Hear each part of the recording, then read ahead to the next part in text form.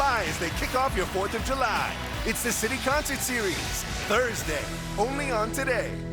Closer to the Gaza border.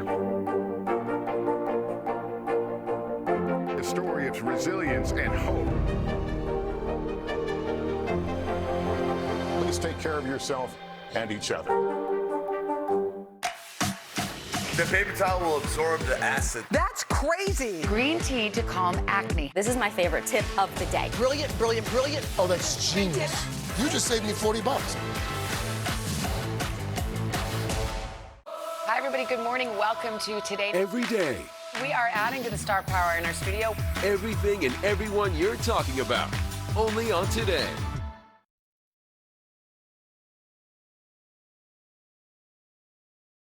This is NBC4 News at 11.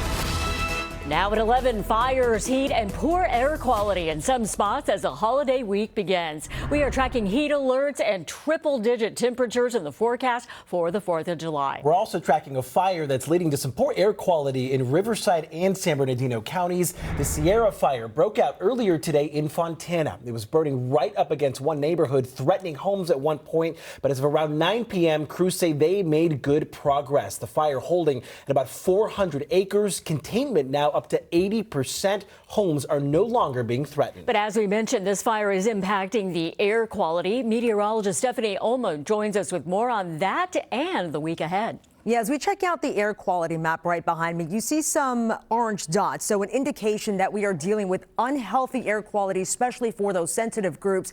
There's one area in particular throughout parts of the Inland Empire is just unhealthy in general. So it's very important if you smell some of that smoke, if you see ash, don't want to be outside. Stay indoors, keep the windows shut as well as the door. So we have, again, that air quality alert throughout portions of the IE, including Fontana, down to Riverside, over into Paris. This remains in effect until tomorrow, 3 p.m.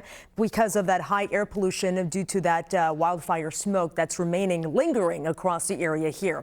In addition, we're not done, with the fire danger as we head into next week. We're dealing with excessive heat, and this is why we have excessive heat warnings, the areas in pink that you see, and also excessive heat watches that have been issued by the National Weather Service going to affect in some areas beginning on Tuesday, as temperatures will be above normal. We'll talk more about this coming up here in just a bit. For now, back to you. Stephanie, thank you. The California Department of Justice is investigating after a man was shot and killed by police in Downey last night. NBC4's Anastasia Olmos has some new details on the investigation and the message from the victim's family.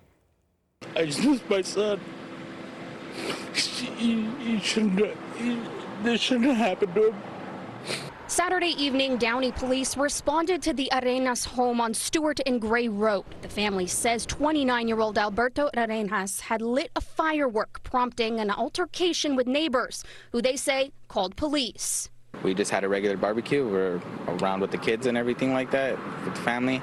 When police arrived, the family says officers tried to talk with Arenas, but he grew frustrated, ultimately closing himself in the garage. They say he had been drinking and struggles with psychosis and schizophrenia. They've been to my house before, so they knew how my son was. They knew about his mental illness and everything. So I don't know why this happened the way it did.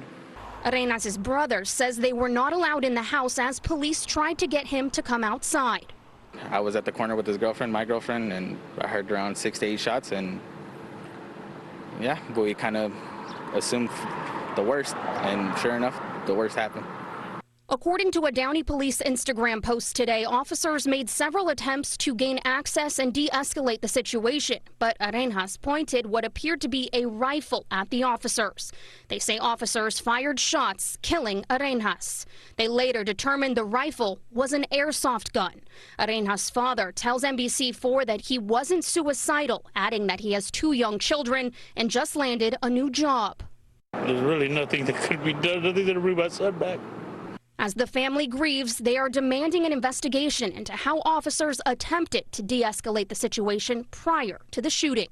It's hard because I work with the mental illness with my son for a long time. I don't want nobody to be put in this position. Anastasia Olmos, NBC4 News. A man is under arrest accused of shooting and killing somebody at a store in Valley Village.